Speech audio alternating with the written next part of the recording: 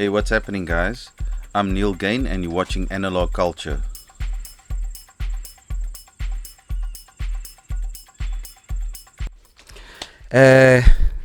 Hello, Analogue Culture family. My name is DJ Ndo-C. Welcome to another episode of ours. And today we're interviewing Neil Gaines. Neil Gaines. Thank you for having me, brother. How's it, brother? I'm very well, thank you, man. Good. We're in his studio today. We were just checking out his vinyl collection, hoping to pick up some records if possible. We'll see what we can dig out. Everybody keeps laughing at me when I ask for, let's pick out some of your record collections and let me take some of them. No, everybody's to like, put you at ease, you won't go home empty-handed today. That's good to hear. I hope you're taking a good lesson from this man, people. So our show generally works on talking to Cape Town DJs, artists, people in the industry that are doing all sorts of things. And you've been on my radar for a very, very long while, my bro. Ever since that Gymster gig at Reset. Yes. Even way before that when you did We House Sunday. Yeah. Yeah. And you were spinning vinyls. Yes. Like it had been very rare at the time to see people move around spinning vinyls. So in essence, you're still one of those people that's still pushing vinyl to the core, man. Yeah. How does it feel being one of the people that's still doing that in Cape Town? It feels good. Just to keep the, like you said, the analog culture alive. Yeah. It feels good. It feels rewarding, you know. Yeah, yeah. Been collecting since '96. Sheesh. That's when my DJ career started. Yeah. So I've been collecting since. I was very fortunate to get music from a lot of people in the industry. You know? Being that vinyl enthusiast and just loving that tangible feeling of having a record in your hand. Yeah.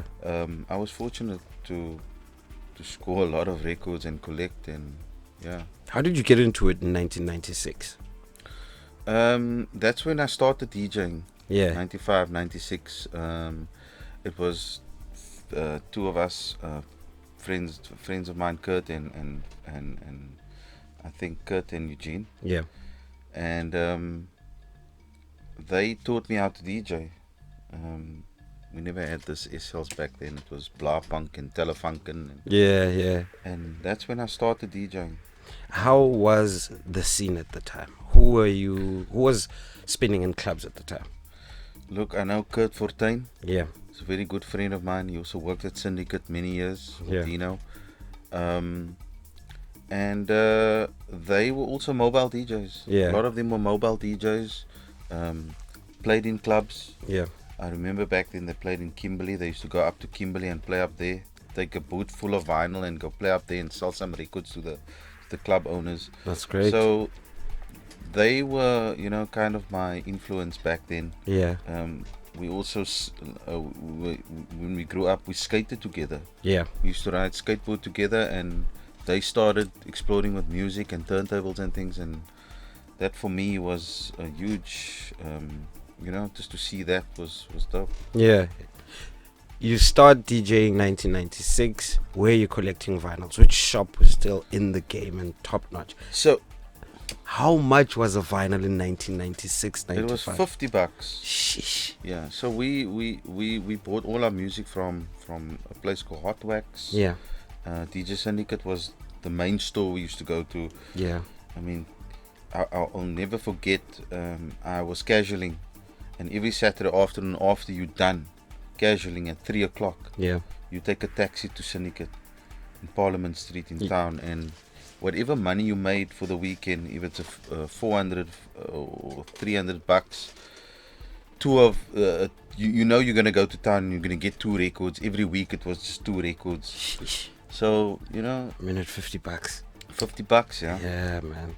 I'm sure you got all the classics here, all the stuff that Vinny and Christos and Oskiro put on compilations. I do. I have quite a bit of those records. Yeah. But I collected them very late in my collection stages. Yeah.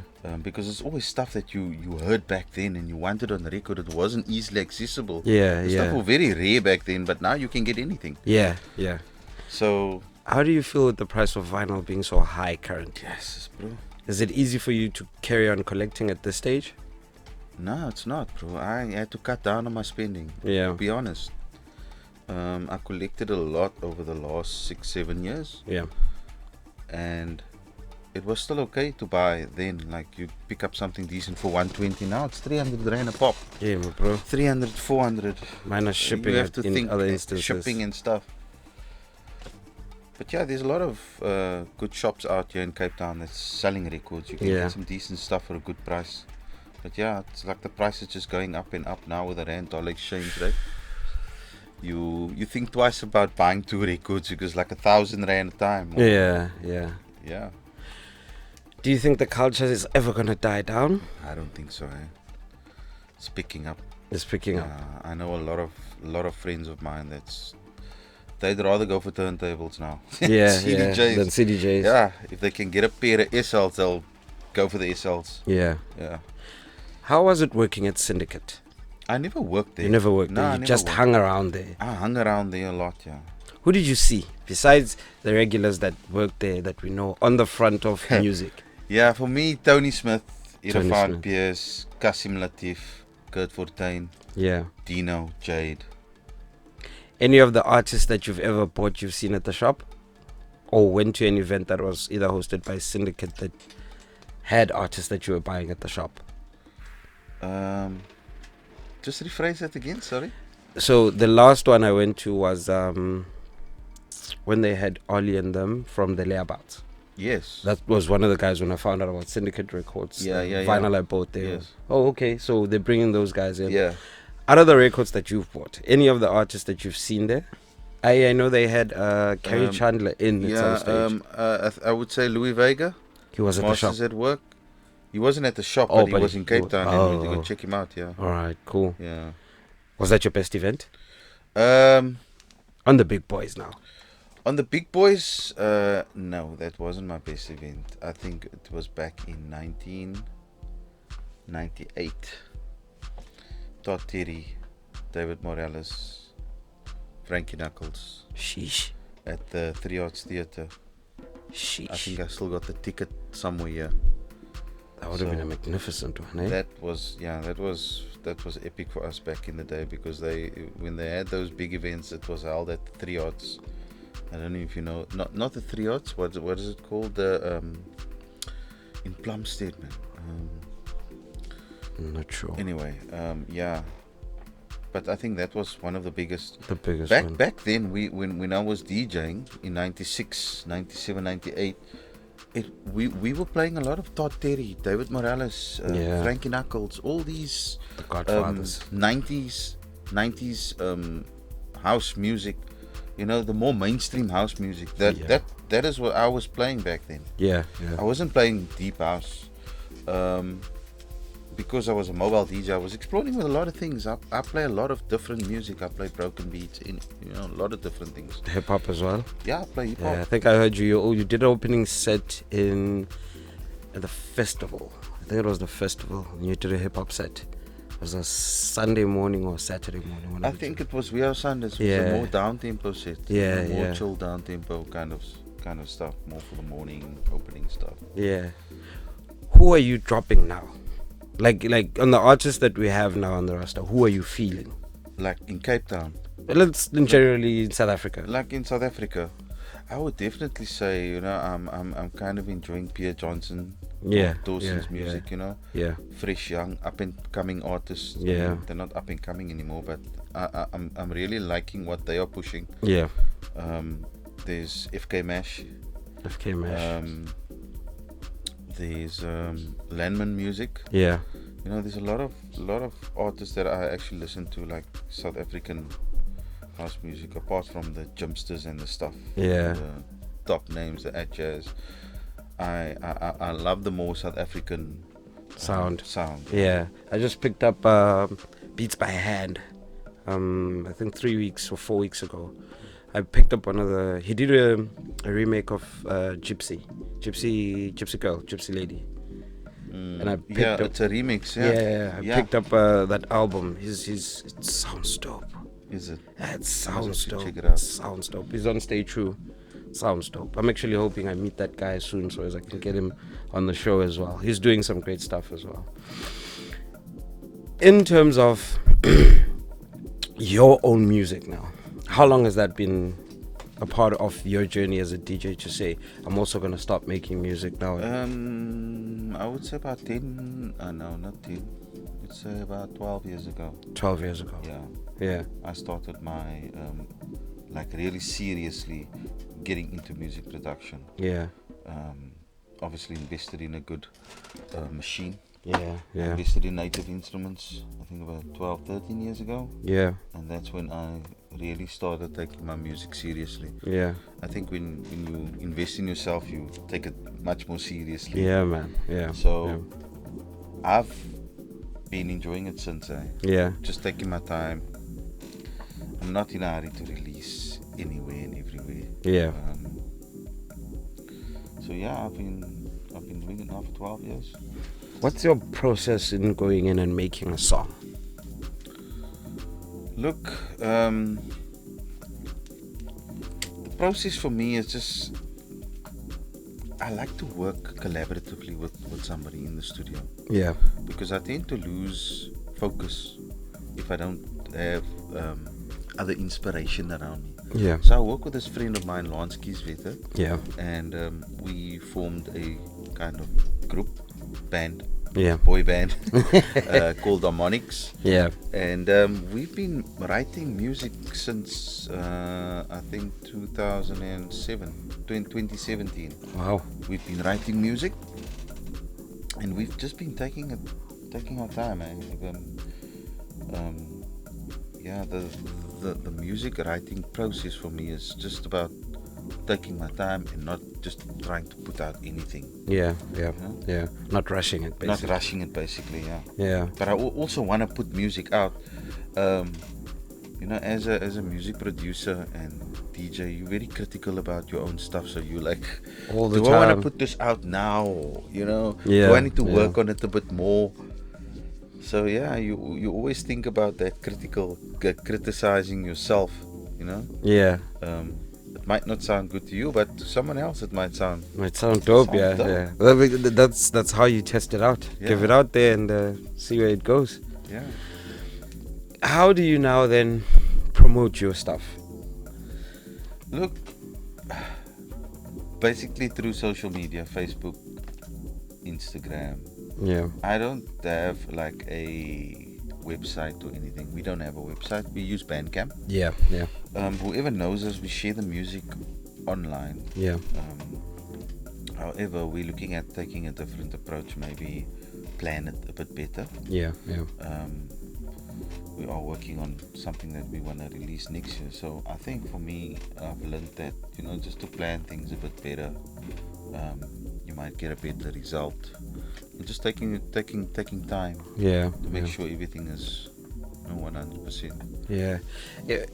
Some of the guys I've been interviewing on the show have been, do I call it a complaint? But have been mentioning on a lot of cases that one, today when you release music, it's very bad in terms of sales.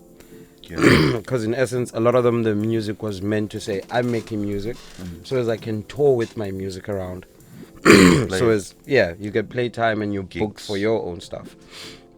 But the one part that they're experiencing is having to break into that industry of having to tour costs a lot of money. Tour managers, buses, setting up all of the events. Number two, the sales are bad. Bad. How do you look in looking at how you're going to distribute your sound and how you? Okay, why I'm asking this is earlier on you were telling me that the new project that you're doing is going to be an album. Yeah. Right. In terms of distributing the album and looking for sales on it and getting it to a PR level where you'll be touring with the particular album. Yeah. What's your strategy on that or plan? To be honest, I haven't thought about it. Yeah. So you're just waiting to finish the music first. Yeah. What would you suggest would be a better way? Yeah. As you said, I mean, it's tough. It's the tough. industry's tough, and economically, the climate is also tough now with what's happening in our country. And I think the strategy, you know, I don't want to put this on record, but I'm fortunate to have what I have, a day job, and Mm. so my focus is putting out music Yeah. on my own time. What makes me feel good, Yeah. Yeah. not necessarily making music for a certain market. Yeah. I mean, you've heard a few of the things that I played. Yeah. Yeah. That all comes from here. It doesn't. We don't want to make a song that's going to go with the next DJ song. Yeah. Yeah. There Yeah. might be a track, 3-4 tracks on the album that we could maybe do remix projects on in a later stage. Yeah. So, yeah, it's difficult. I can't say. I haven't thought of how we're gonna distribute and do all that. I suppose you gotta have money to do it also. Yeah. Yeah. You gotta have a bit of. You gotta invest a bit of money Yeah. on marketing, on artwork, on advertising media, digital media, all those things. So it costs a Very bit of big money. team, I know. yeah. I've spoken to one of the guys in the industry. It costs him a lot of money, Yeah. and the money that he makes in season to tour, that's the money that he put into his music. Sheesh. So it's and it's hard. It's very hard. So both myself and Lance, Lance does all the we do a session. You'll come in. I'll work on drums and fills, and he would sit and we'd start doing bass lines and laying down instruments and things like that. And we'll only work with one loop. Yeah. And I would finish the entire project, like mix, arrange, mix down, Yeah. Yeah. add in extra instrumentation and things like that. So we don't spend a lot of time together, but when we do, we we come out here with 2-3 tracks, Yeah. just for the few hours that Yeah. we spend Yeah. Yeah. together. Yeah. It's beautiful though. It's beautiful. Thank you. With you were also talking about the side stuff that you do, the padding now for The acoustic studio. panels, yeah. Yeah, yeah, yeah. How did that one start? So this started out in lockdown. It's a lockdown project. I used to have all my equipment in the other room inside the house, and that room is directly opposite my bedroom and my daughter's bedroom. Yeah. So with me and Lance and whoever started making music, it became a bit of a nuisance, everybody in the house and into the rooms. Yeah, I can imagine. So I decided to bring everything to this garage. It was completely raw. There was no cement on the walls. Yeah. There was no ceiling. So in winter the water runs down from the side, and my sides. equipment is in the middle of the room trying to dodge water. So I was looking for acoustic treatment, and then I came across a warehouse with a lot of acoustic treatment that was just standing there. Yeah. And then I bought a few bags from them, made a couple of panels in here for myself, Yeah. and then I got this idea because somebody asked me, where did you get your panels from? I said, I make them.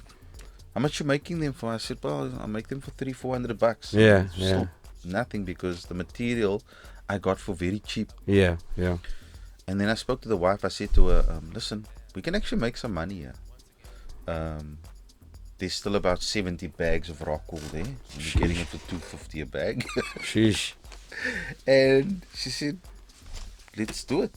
We bought the material out of the warehouse, and I obviously went to go and look for wood and fabric and all the other things that goes with it, the attachments and the hooks and everything.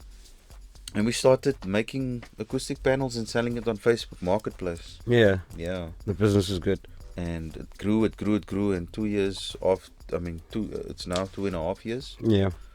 And it grew into this little business that we have now, Gain Acoustics. Nice. You ship the stuff as well? So for people like in Joburg that are looking for We've padding. done one shipment to Joburg. Yeah. I think that was in last year, and that was it. Our market is mostly in Cape Town. Yeah. What I'll do is I'll put the Gain Acoustic details Link, yeah, on that would and be descriptions awesome, and a link to your Facebook page, so as they can actually follow and find out exactly how to get in touch and purchase some of the stuff off of you. Cool, thank you. Yeah, man.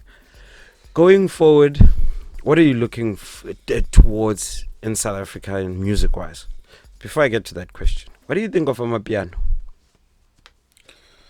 Look, I like it. Yeah. But I can't do a whole hour. Of 1 or that. 2, okay. But not a whole hour, 2 hours, 3 hours, 4 hours straight. Yeah. My personal opinion, it's not going to be around for long. Is it? As in most of our South African music, look, Kwaito was around long. It's still around. Yeah. It's like, the Gom era came and it left, and now it's Amapiano. It's like an offshoot of Deep House, just slowed down. No kicks. It's got nice elements. You think it's not going to last that long? Nah, it's not going to last long. This is based on what our own genres that have came out have done in the market, or? It's just that you hear it everywhere.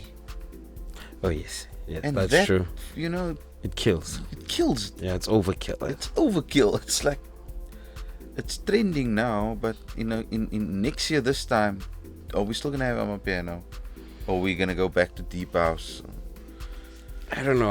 I've been listening and talking to a lot of people, and majority of people reckon this is still a fresh genre, and from the looks of it, there's a lot of people that are still experimenting with this musically. As much as the basis of it is that is it a log drum? Yeah, it's a log drum. That log drum. Yeah. As much as that's the basis of the music, but there's a lot of people experimenting with it musically. Because I think I heard a hip hop song, I'm not quite sure which one it is, just recently. They did a sampling from one of the classics in the house. Yeah. And then they converted the some of the elements from the piano, put it together, but it's actually a hip hop track. I was like, okay, this is not bad. So now if people are stealing from the music in itself, I've got this thing evolve. It's gonna change and change. Yeah. Plus there's a lot of a lot of it sounds the same to me, eh? It does it. Yeah, it's got the same key chords, progression in that. Yeah. Have you listened to Kabza's stuff? Yeah. I listen to his stuff. I think musically he's the one who does a whole lot of variation in the sound. Yeah. Sounds very decent. A lot of his stuff sounds decent.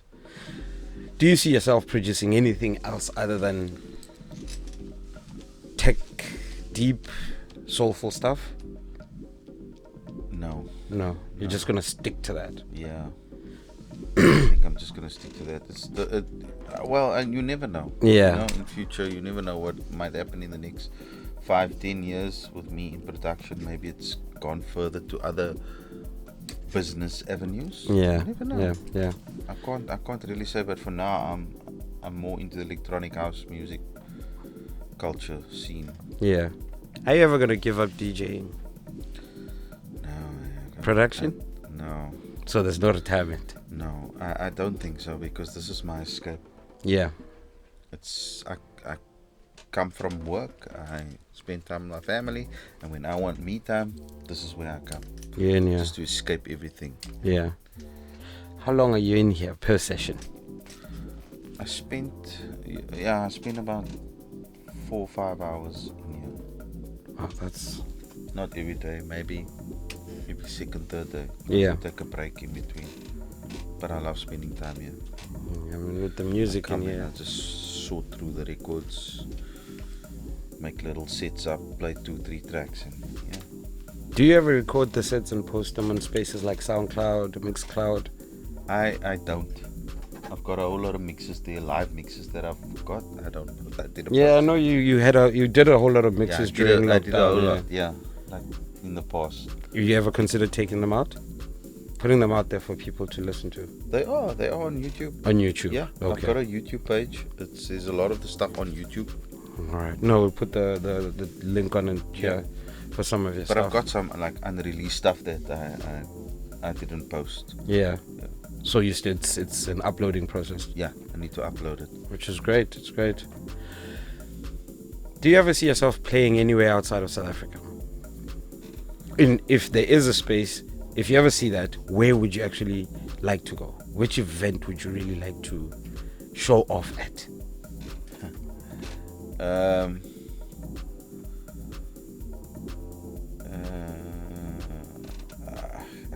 of any space now. Burning Man? Tomorrowland? No, Tomorrowland is not good. Tomorrowland. Not Tomorrowland. I don't know. Maybe Watergate? Watergate. Berlin? Yeah. Yeah. That's probably a place that I would like to go and play one day. In Watergate. Yeah. So Is it still around?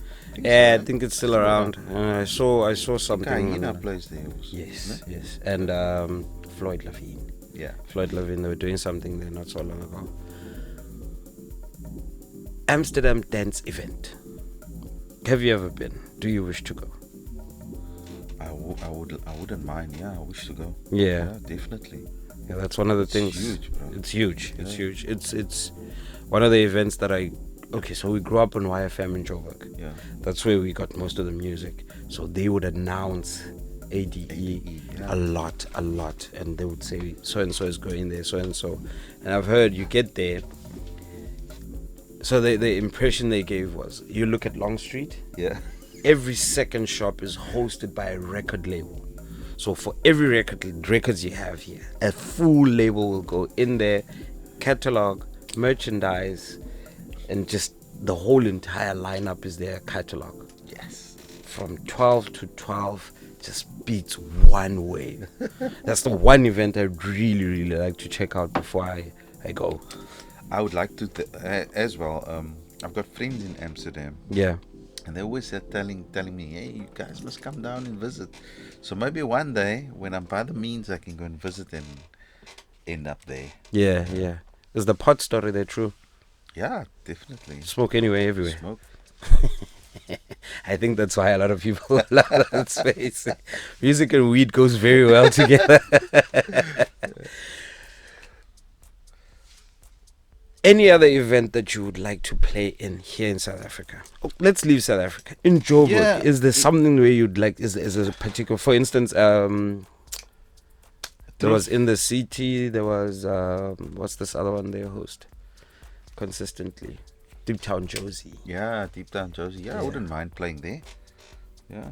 Have you met Smiley? No, I haven't. I haven't met Smiley. Isn't Smiley from Cape Town? Oh, Travisto. Yeah, Travis. Yes. He's from here. Yes. Oh, you're talking about Travis. Yes. Oh, Smiley. Yeah, Oh Smiley. Yes, I know Oh Smiley. Yeah, man. I've seen he's also been doing some stuff down Yeah, there. he's busy there. Yeah. But Keeping it alive. Him and Michael Lasaw and Rudy. Yeah. They're running the Santon Hyde Park thing. Nice. Sundowner. His Friday thingy. He used to have these Friday lunchtime mixes. Yeah, fuck it, druk het nommer. Man, bro. Man, bro, if you see Smiley anywhere, tell him to keep on with that, man. Like, they made work interesting on a Friday. Yeah. Yeah. Like 1 o'clock, he's going to come on. Yeah. Are you looking at do you do merchandise, by the way? No, I don't. You've never considered merchandising? No, I don't. Why not? What do you mean? What do you mean my own? Yeah, your own stuff. My own clothing. Because I think that's I another don't have stream. time, bro. Oh, it's time that's Yeah. killing. But with this business, With I this think. business, Yeah. I'm quite busy at times. Yeah. And if I'm not busy, I'm busy with music projects. If I'm not busy with music projects, I'm just doing DIY in the yard or whatever, just keeping myself busy. Yeah. I don't take on too much stuff.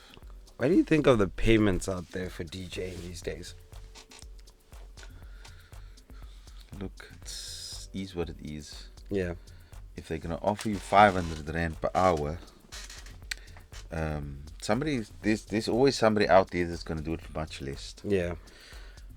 But I took a stance not to go out and go and look for gigs. Yeah. Because it's just not worth my while. Yeah. I'd rather be at home, spend my time more at home than to go out there Looking for gigs. liking all my records, playing for 500 bucks. No, It's not worth it. it's not worth it. Yeah. Yeah, it's a very sad It's case. tough Because I still love to play out. yeah. I still love to go out, back a few records and go and play. But I mean, 500 rand, 400 rand an hour, nah, man. If you're gonna book me, at least then book me for the 4 hours. Yeah. Let's do 4 hours. Yeah. Make Record. it worth my while. Yeah. And I can Yeah. at least buy 3-4 records. So that's just my sentiments. I mean, I was very outgoing when I was a few years ago. Yeah. When I was more younger. Go out and just go and look for any old gig. Yeah. How much stuff do you have of Jimster? I've got quite a lot, eh? You got quite a lot. I think I've got, about. Yeah, there is quite a bit. I can't count. Has he signed all of it now? No. He's only signed that one. I remember you got him to sign a couple more in at Reset as well. Yes. Yeah. There is one there, one or two on that side over there that signed. What's your favorite record? My favorite one now. Yeah, maybe on 5 of them. Your My favorite. favorite one is what's it? New Day. What's it called? Shit, I can't get to the name. I think you must edit this. Yeah, you can pick it up. Let me get it quickly.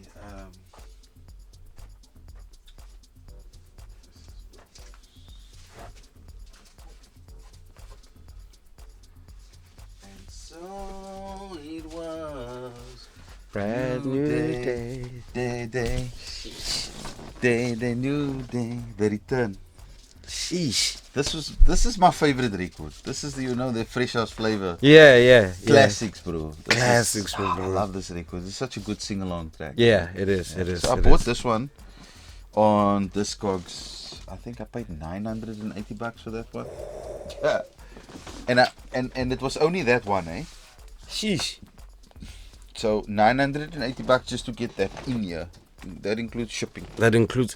Yeah, that's a lot of money though, eh? Yeah, it was a lot. $980. Because I mean, if you want something, you're gonna spend that money. Yeah, you're gonna spend that money. You are. Yeah, But I've got a lot of favorites in there. I like the classics, the classic deep house stuff. Yeah. Did you meet your wife to this track?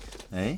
What's the significance of this track in your life? The significance of this is when I fell in love with deep house. With deep That house. Fresh House Flavor 4 kind of sound.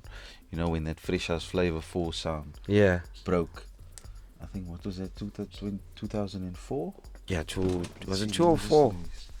I'll tell you now. 99. 99. Sheesh. Because, I mean, this was on that Yeah, that compilation. yeah. And this is when I fell in love with deep house. Yeah. Where did you hear it? I bought the CD. You bought the CD. Yeah, I bought the Okay. CD. You must have played it somewhere and something happened that made you feel this particular song I'm going to hunt I down. think I was I'm not quite sure when Fresh House Flavor 4 came out, but I remember we were playing at the lounge Yeah. in Long Street, myself, Andre and Caroline, and this song was just such a good song. Sure, the vibe was dope in that day. Yes, the vibe was, eh? Yeah, man. It's interesting how the cell phone era kind of takes the attention away from the people literally listening and enjoying the music. I found myself pulling out my phone the other day when Jimster was playing. I only took like 1 minute 5 seconds of him playing, and I was like, no, man, I need to be listening to what's happening here as opposed to just recording. Yeah, because you always chase after the greats. Charles Webster, whenever he plays and you get to listen to him perform his own personal sound, gives you a very decent feeling. Yeah. Jimster, and then you got Vinny. Vinny, when Vinny plays, he Plays from the soul, eh? him, bro. He currently is like he's deep house for South Africa. That guy. I'm sure he's very busy every weekend, going everywhere, and he never changes the sound. I haven't seen him in a minute, but yay, that man. That man can do wonders to the dance floor. I'm hoping to see him now, and I'm hoping actually they do a Lars tour here. He's in Joburg for the Deeper Shades. What is it, 20 years? But he's not coming down to Cape Town. He's not booked down yet. He's not booked down yet. Sheesh. I saw Matt Masters is here. Yeah. Is it End of the month? Yeah, next week Sunday. Next week Sunday. Matt Masters is here. Yeah, I'm gonna go check him out. I would like to go check Matt Masters out. Yeah. I also want to go check him out. When there's these international DJs, I like to go and check them out. Yeah. You learn a lot. You hear a lot. just by the production style and what they're doing. Sheesh. Was it 2019? That wee house that you played, what year was it? 2019. 2019. Yeah. Around about, I think it was about 11:30 Friday to night. 12. The Friday night. The Saturday night. The Saturday. The Saturday night. No, it was the Saturday night, yeah. Been I got you partying on the the whole phone. day. Yeah. I can feel my feet are out of it. I think your wife or your girlfriend was also. Yeah, my wife. She was like, guys, She I was need like, to yeah, take a let's break." go take a break. Yeah. We moved off into the campsite, into the tent. I'm thinking, no, I don't think I'm going to go back. Jimster throws that remix of Matt Masters. I can hear the bass line on the ground. Kuzu, kuzu. I got out. I left the tent. Yeah. She was like, hey, bro. I was like, are you coming or not? Same with me. She jumped out. We went out there. Jesus. Did Jimster play the Saturday or the Sunday? Was it? It was the Sunday, eh? It was the Saturday morning going into the Sunday morning. Yeah. Okay. Somewhere there in the morning, in the early hours of the morning. When he threw that track down, I could actually feel it in the tent. I felt it in the tent. I said, I'm going back there. I get there, it felt like everybody had gotten out of the tent and back into the dance floor. That was a beautiful. Yeah, so me and Neil are laughing right now at the fact that that Mess Masters song sounds like somebody saying "Show Patrick," but it does sound like that. It does. Yeah. Funny enough, now after that same gig, the Wee House on the Sunday actually, while we were driving back home, I pulled out my phone. Now I'm thinking, oh my God, I should have Shazammed the song, but my phone was dead. So now I'm singing to the phone. Show Patrick. Show Patrick. I'm hoping Shazam picks it up, eh? But then I figured, Jimster never does a set with tracks that are unreleased or not forthcoming. So it's either it's gonna come in the time frame or it's already out. Immediately I went to Bandcamp to go check out the free range listing. Found that track. I think the EP came out with 4, and then they did a full album release afterwards. There was an EP first that came out, so they did the vinyl with the 4 tracks, and then they did the full album. I actually bought that track. Yeah. Dope track. Yeah. Dope I track. think it's 118 BPM. It's very slow, or 115 BPM. It's It's dope, not a actually. fast track. It's But it's a dope. It's a classic. Yeah. That track I can play it any other given time. I don't know if it's just me or if you've picked this up. If you took the free range catalog, the whole catalog, you could do probably an 8-hour clean set of great tracks. Great tracks. Tom Tom, Walter Jackson. my bro, Yeah. like from the start Played all the way everything. through. Sheesh. It's like all the top names, bro. Yeah, man. I actually wonder what goes into his thought process for selecting. Yeah. Should send some of your stuff. Might find you on free range soon. Ooh, I wish, bro. Never know. You never know. Touch wood. Yeah, man. And then the next thing you know, your final is out.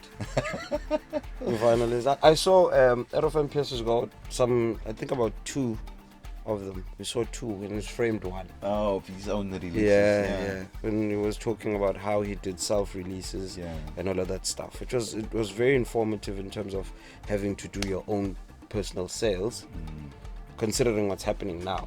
So now what the dudes are doing is you'll make an EP, and as opposed to releasing it and distributing across the channels, you phone individual DJs and you sell it directly to them for a specific price, and then you make your money that way. Yeah, and you do like a limited release of maybe 100 copies. Yeah. You get 100 DJs to buy in on it.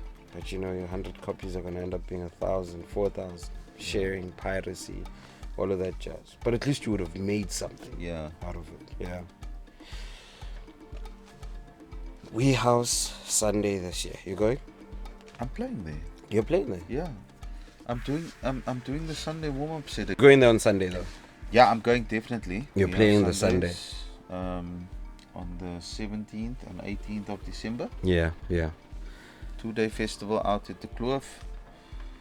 Yeah, I'm just privileged to be out there with those guys, man. Yeah, man. They're It's doing nice on that stage. a lot of things in the industry. I mean, they're promoting a lot of DJs.